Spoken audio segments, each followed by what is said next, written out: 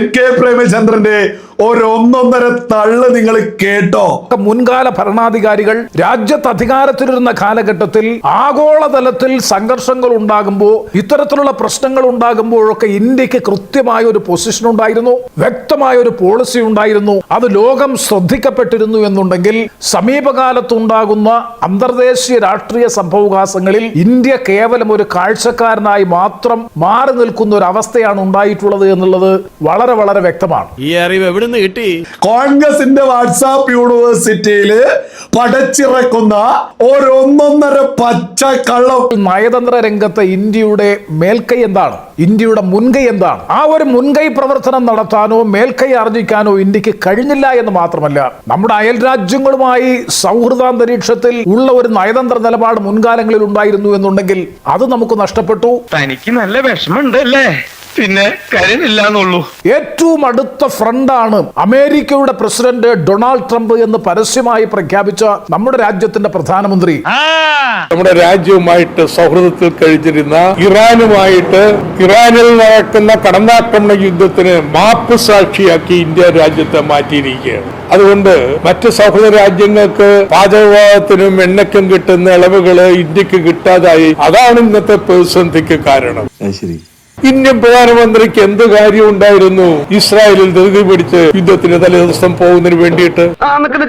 പിന്നെയും വരും പോകും. വലിയ വികാരമൊന്നും താൻ കൊള്ളണ്ട. ഇവിടെയാണ് 1971 രാഷ്ട്രീയ സംഭവവികാസങ്ങളുമായി നമ്മൾ തുലനം ചെയ്യുന്നത്. അത്തരമൊരു പശ്ചാത്തലത്തിലാണ് ശ്രീമതി ഇന്ദിരാഗാന്ധി രാജ്യത്തിന്റെ പ്രധാനമന്ത്രിയായിരുന്ന കാലഘട്ടത്തിൽ അന്നത്തെ അമേരിക്കയുടെ പ്രസിഡന്റ്, നമുക്കെല്ലാവർക്കും അറിയാം, നിക്സണും അതുപോലെ തന്നെ കിസിഞ്ചർ, അന്ന് ഇന്ത്യയെ സംബന്ധിച്ച് ഇതുപോലെ തന്നെ അപവാദപരമായിട്ടുള്ള പരാമർശങ്ങൾ നമ്മുടെ രാജ്യത്തിന്റെ പ്രധാനമന്ത്രിക്കെതിരായി രൂപപ്പെട്ടു.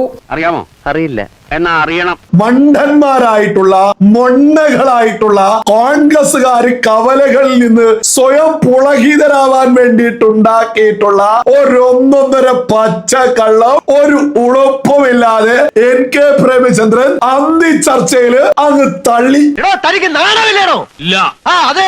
ആ യുദ്ധം അവസാനിപ്പിക്കാൻ നടപടികൾ സ്വീകരിച്ചില്ല എന്നുണ്ടെങ്കിൽ, പിൻവാങ്ങാൻ ഇന്ത്യ ഗവൺമെന്റ് തയ്യാറാകുന്നില്ല എന്നുണ്ടെങ്കിൽ, 7ാം നാവികപ്പടയെ അയച്ചുകൊണ്ട് യുദ്ധത്തിൽ ഇടപെടുമെന്നുള്ള അന്ത്യശാസനം ഉണ്ടായിട്ടും അതിനെയൊക്കെ ശക്തമായി പ്രതിരോധിക്കാനും ആർജവത്തോടുകൂടി പ്രതികരിക്കാനുള്ള ഒരു രാഷ്ട്രീയ ഇച്ഛാശക്തി അന്നത്തെ ഭരണാധികാരി ശ്രീമതി ഇന്ദിരാഗാന്ധി സ്വീകരിച്ചു എന്നുണ്ടെങ്കിൽ, എന്ത് ഭ്രാന്താണ് ഇയാള് പറയുന്നത്? ഞാനിപ്പോഴും ഓർക്കുന്നു, അത് ചിരപരിചിതമായിട്ടുള്ള വാചകങ്ങളാണ്. പാകിസ്ഥാനെ നിങ്ങൾക്ക് പിന്തുണയ്ക്കുകയോ പിന്തുണയ്ക്കാതിരിക്കുകയോ ചെയ്യാം, പക്ഷേ ഇന്ത്യയുടെ സമുദ്രാതിർത്തിയിലേക്ക് കടന്നു വരുന്ന 7ാം നാവികപ്പടയും ആ പതാക വഹിച്ചുകൊണ്ടുള്ള നാവികപ്പടയും അതിലെ സൈനികരും ഇവിടെ നിന്ന് തിരിച്ചു പോകണമോ വേണ്ടയോ എന്ന കാര്യം ഞങ്ങൾ തീരുമാനിക്കുമെന്ന് ആർജവത്തോടുകൂടി പ്രതികരിക്കാൻ കഴിയുന്ന ഒരു പ്രധാനമന്ത്രി നമ്മുടെ രാജ്യത്തുണ്ടായിരുന്നു.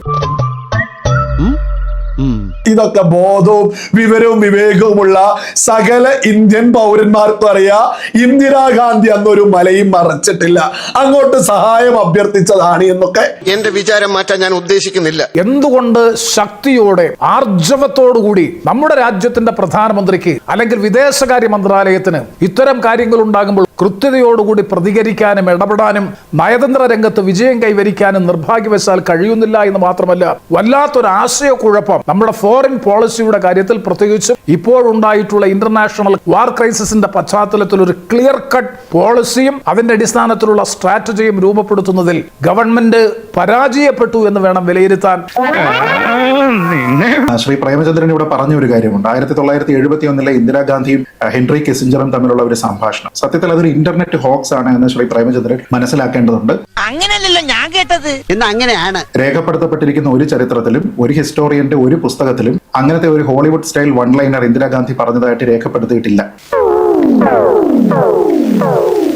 അതായത്, നിങ്ങൾ 7th ഫ്ലൈറ്റ് വേണമെങ്കിൽ ഇവിടേക്ക് കൊണ്ടുവന്നോളൂ, പക്ഷെ തിരിച്ചു പോകണോ വേണ്ടയോ എന്ന് ഞങ്ങൾ തീരുമാനിക്കും എന്ന മട്ടിലുള്ള ഒരു സ്റ്റേറ്റ്മെന്റും ഇന്ദിരാഗാന്ധിയുടെ ഒരു സംഭാഷണത്തിലും ഉണ്ടായിട്ടില്ല. അതിന് യാതൊരു വിധത്തിലുള്ള റെക്കോർഡ്സും ഇല്ല.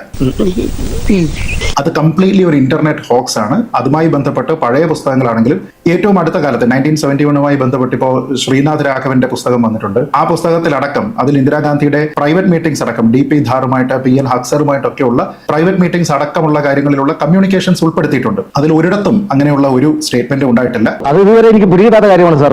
തനിക്ക് പിടി കിട്ടില്ലല്ലോ, യു ആർ എ ഫൂൾ. അതേപോലെ തന്നെ അമേരിക്കയുടെ സൈഡ് പറയുന്ന പുസ്തകങ്ങളുണ്ട്, ഗാരി ബേസിന്റെ പുസ്തകങ്ങളുണ്ട്. അങ്ങനെയുള്ള പുസ്തകങ്ങളിൽ പോലും ഉൾപ്പെടുത്തിയിട്ടില്ല, ഒരിടത്തും അതില്ല. അതുകൊണ്ട് വളരെ ഇൻഫോംഡ് ആയിട്ടുള്ള പ്രേമചന്ദ്രനെ പോലെയുള്ള ഒരാൾ അത് പറയുന്നത് കേൾക്കുമ്പോൾ അത് ശരിയല്ല എന്ന് പറയണം എന്ന് തോന്നി.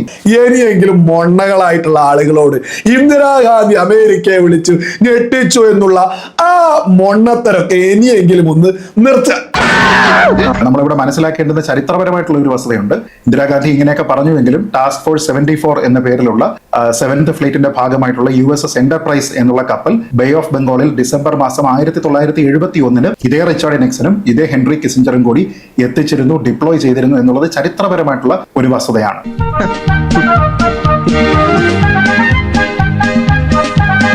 ആ മാസം ഇന്ദിരാഗാന്ധി കിസിഞ്ചർക്ക് അയച്ചിരിക്കുന്ന, അമേരിക്കയ്ക്ക് അയച്ചിരിക്കുന്ന കമ്മ്യൂണിക്കേഷനിൽ ഈ ഭാഷയോ ഈ ഹോളിവുഡ് വൺ ലൈനറിന് പറ്റുന്ന രീതിയിലത്തേക്കുള്ള പ്രതികരണമോ ഇല്ല. അതിൽ പറഞ്ഞിരിക്കുന്ന ഒരു ലൈൻ ഇങ്ങനെയാണ്: in this hour of danger the government and the people of India seek your understanding and urge you to persuade Pakistan to desist forth from the policy of wanton aggression എന്ന് പറഞ്ഞിട്ട് അമേരിക്കയോട് നമ്മൾ അവരുടെ സഹായം അഭ്യർത്ഥിക്കുകയാണ് ചെയ്തത്. ഈ ടൈപ്പിലുള്ള ഹോളിവുഡ് വൺ ലൈനേഴ്സ് ഉണ്ടായിട്ടില്ല. അത് ചരിത്രപരമായി തെറ്റാണ്. അതൊരു ഇന്റർനെറ്റ് ഹോക്സ് ആണ്. രണ്ട്, നമ്മൾ നേരത്തെ പറഞ്ഞതുപോലെ എന്ത് തരത്തിലുള്ള പ്രതികരണമാണ് ഇന്ത്യയുടെ ഭാഗത്തു നിന്ന് ഉണ്ടായിരിക്കുന്നത് എന്ന് ചോദിച്ചു കഴിഞ്ഞാൽ ഇന്ത്യയെ സംബന്ധിച്ചിടത്തോളം ഇന്ത്യയുടെ അന്തസ്സിന് ചേരുന്ന തരത്തിലുള്ള പ്രതികരണമാണ് ഉണ്ടായിട്ടുള്ളത്. ഒന്ന്, നേരത്തെ പറഞ്ഞതുപോലെ അൺഇൻഫോംഡ്, കാര്യങ്ങൾ അറിയാതെയുള്ള ഒരു പ്രതികരണമാണ് US പ്രസിഡന്റിന്റെ ഭാഗത്തു നിന്ന് ഉണ്ടായിരിക്കുന്നത്. രണ്ട്, ഇനപ്രോപ്രിയേറ്റ്, അനുചിതമായിട്ടുള്ള ഒരു കാര്യമാണ് ഉണ്ടായിരിക്കുന്നത്. മൂന്നാമത്തേത് ശ്രീ പ്രേമചന്ദ്രൻ പറഞ്ഞുവെങ്കിലും വിശദീകരിച്ചില്ല, ഇൻ പുവർ ടേസ്റ്റ് എന്ന് വെച്ചാൽ അങ്ങേയറ്റം മോശമായിട്ടുള്ള ഒരു പ്രതികരണമാണ് ഉണ്ടായിരിക്കുന്നത് എന്നാണ് നമ്മൾ പറഞ്ഞിരിക്കുന്നത്. അതായത് ഒരു ജനാധിപത്യ രാജ്യത്തിന്റെ അന്തസ്സിന് ചേർന്ന വളരെ പക്വതയോട് കൂടിയിട്ടുള്ള പ്രൊഫഷണൽ ആയിട്ടുള്ള ഒരു പ്രതികരണമാണ് ഉണ്ടായിരിക്കുന്നത്. ട്രംപിന്റെ ഈ മൈക്കൽ സാവേജിന്റെ പ്രസ്താവനയെ, എൻഡോഴ്സ്മെന്റിനെ, അതിനെ തള്ളി പറയുന്നതിനോടൊപ്പം ഇന്ത്യയും അമേരിക്കയും തമ്മിലുള്ള ബന്ധം എന്താണ് എന്നും ഏത് നിലയ്ക്കുള്ളതാണ് എന്നും അമേരിക്കൻ പ്രസിഡന്റിനെ ഓർമ്മിപ്പിക്കുന്ന തരത്തിലുള്ള ഡിപ്ലോമാറ്റിക് ലാംഗ്വേജിൽ പറഞ്ഞാൽ വളരെ കാലിബ്രേറ്റഡ് ആയിട്ടുള്ള എന്നാൽ വളരെ സിവിൽ ആയിട്ടുള്ള ഒരു പ്രതികരണമാണ് നമ്മുടെ ഇത് വന്നിരിക്കുന്നത്. അതല്ലാതെ ഡാഷ്മോനെ രേവന്ത എന്നതുപോലെ പ്രതികരിക്കാനായിട്ട് നമ്മുടെ രാജ്യത്തിന് കഴിയില്ല. ആ രീതിയിലത്തേക്കുള്ള പ്രതികരണമാണ് നമ്മൾ ആരെങ്കിലും അപ്രോപ്രിയേറ്റ് റെസ്പോൺസ് എന്ന രീതിയിലത്തേക്ക് പ്രതീക്ഷിക്കുന്നത് എങ്കിൽ അത് തെറ്റാണ്. ആ രീതിയിലത്തേക്ക് ഡിപ്ലോമസിയിൽ നമുക്ക് പ്രതികരിക്കാനായിട്ട് കഴിയില്ല. നമ്മുടെ രാജ്യം നിലവാരം ഉയർത്തിയിട്ടുള്ള വിമർശനം നടത്തിയിട്ടുണ്ട്. അത് ശരിയാ. അതുകൊണ്ട് തന്നെ അന്താരാഷ്ട്ര മാധ്യമങ്ങൾ അവരെല്ലാവരും തന്നെ ഏത് രീതിയിലാണ് അതുമായി ബന്ധപ്പെട്ട് ഇന്ത്യയുടെ പ്രതികരണത്തിനെ അവരെങ്ങനെ വിലയിരുത്തുന്നു എന്നുള്ളത് ആലോചിച്ച് നോക്കൂ. നമ്മുടെ പ്രതിപക്ഷത്തിന് അത് ഇനാഡിക്വേറ്റ് ആണെന്ന് പറയാനുള്ള എല്ലാ സ്വാതന്ത്ര്യമുണ്ട്. പക്ഷേ ഇൻഡിപെൻഡന്റ് ന്യൂസ് പേപ്പർ, ഇന്റർനാഷണൽ മാധ്യമമാണല്ലോ, അവർ റിപ്പോർട്ട് ചെയ്തിരിക്കുന്നത് Trump faces diplomatic backlash and a rare condemnation from Delhi എന്നാണ്. അതായത് നയതന്ത്രപരമായിട്ടുള്ള ഒരു ബാക്ക്ലാഷ് അവർക്ക് ഉണ്ടായിട്ടുണ്ട്. ഒപ്പം റെയർ കണ്ടംനേഷൻ, നമ്മൾ സാധാരണ ആ രീതിയിലത്തേക്ക് ആരെയും അപലപിക്കാറില്ല, പക്ഷെ ആ രീതിയിലത്തേക്ക് വളരെ അപൂർവമായിട്ടുള്ള ഒരു അപലപിക്കൽ ഇന്ത്യയുടെ ഭാഗത്തു നിന്നുണ്ടായി എന്നാണ് അവർ പറയുന്നത്. ഇന്ത്യയെയും ചൈനയെയും കുറിച്ചുള്ള നരകക്കുട പരാമർശം പങ്കുവെച്ചതിന് ട്രംപിന് നയതന്ത്രപരമായ തിരിച്ചടി നേരിടേണ്ടി വന്നു.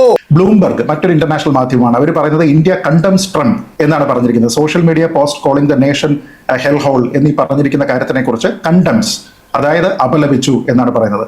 അമേരിക്കയിൽ തന്നെയുള്ള ന്യൂയോർക്ക് ടൈംസ് പറഞ്ഞിരിക്കുന്നത് in A rare public rebuke, വീണ്ടും പറയുന്നുണ്ട്, പബ്ലിക്കായിട്ട് നമ്മൾ അങ്ങനെ റിബ്യൂക്ക് ചെയ്യാറില്ല ഒരു രാജ്യത്തിനെയും, പ്രത്യേകിച്ച് വൈറ്റ് ഹൗസിനെ. പക്ഷേ rare public rebuke of the white house എന്ന രീതിയിലത്തേക്കാണ് പറഞ്ഞിരിക്കുന്നത്. അടുത്തത് ഗാർഡിയൻ, UK അവർ പറഞ്ഞിരിക്കുന്നത് ഇന്ത്യ വോയിസ്ഡ് ആങ്കർ എന്നാണ്. ഇന്ത്യ അവരുടെ ദേഷ്യം അത് അറിയിച്ചിരിക്കുന്നു, ക്രിട്ടിസൈസ്ഡ് ആസ് ഇൻഅപ്രോപ്രിയേറ്റ് എന്നാണ് പറഞ്ഞിരിക്കുന്നത്. BBC പറഞ്ഞിരിക്കുന്നത് വീണ്ടും ഇന്ത്യ കണ്ടംഡ് എന്നാണ്, ഇന്ത്യ അപലപിച്ചിരിക്കുന്നു. അൽ ജസീറ അത് പറഞ്ഞിരിക്കുന്നത് ഡിനൻസിയേഷൻ എന്നാണ്, പബ്ലിക് കണ്ടംനേഷൻ എന്നാണ് അൽ ജസീറ പറഞ്ഞത്. റോയിറ്റേഴ്സ് പറഞ്ഞിരിക്കുന്നത് റിബ്യൂക്ക് എന്ന വാക്കാണ്, ഇന്ത്യ ശകാരിക്കുന്നു, ഷാർപ്പായിട്ടുള്ള ഡിസപ്രൂവൽ കൊടുക്കുന്നു എന്നാണ്. ദ ഗാർഡിയനിൽ വന്നിട്ടുള്ളത് ഇന്ത്യയെ നരകക്കുടം എന്ന് വിശേഷിപ്പിച്ച ട്രംപ് പരാമർശങ്ങൾ പങ്കുവെച്ചതിൽ ഇന്ത്യ രോക്ഷം പ്രകടിപ്പിച്ചു ട്രംപിനെതിരെ. എന്ന് വെച്ചാൽ ഇന്ത്യയുടെ ഈ മെഷേർഡ് ആയിട്ടുള്ള ഡിപ്ലോമാറ്റിക് ആയിട്ടുള്ള ഒരു റെസ്പോൺസിനെ ഇന്റർനാഷണൽ മീഡിയ വളരെ പ്രാധാന്യത്തോടു കൂടി റിപ്പോർട്ട് ചെയ്തു എന്ന് മാത്രമല്ല, അത് വളരെ മെഷേർഡ് ആയിട്ടുള്ള ഒന്നാണ് എന്നവർ പറയുന്നുണ്ട്. വളരെ വ്യക്തമായിട്ട് ഓരോ അന്താരാഷ്ട്ര മാധ്യമങ്ങളിലും നമ്മുടെ രാജ്യം പ്രതികരിച്ചതിന് ശക്തമായിട്ടാണ് വാർത്തകൾ വന്നിട്ടുള്ളത്. സത്യമാണെങ്കിലും എനിക്ക് അംഗീകരിച്ചു കൊടുക്കാൻ പറ്റുമോ? ചൈനയുടെ പ്രതികരണം എവിടെയാണ് എന്ന് നമ്മൾ ചിന്തിക്കണം.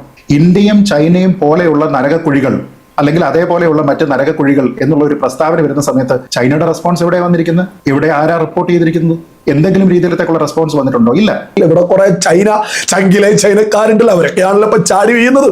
ചങ്കിലെ ചൈനക്കാര് ഒരക്ഷരം മിണ്ടിയില്ല ട്രംപിനെതിരെ, ഒരക്ഷരം. പക്ഷെ ഇന്ത്യ തിരിച്ചടിച്ചു എന്ന് സകല അന്താരാഷ്ട്ര മാധ്യമങ്ങളിലും വ്യക്തമായിട്ട് വാർത്ത വന്നിട്ടുണ്ട്.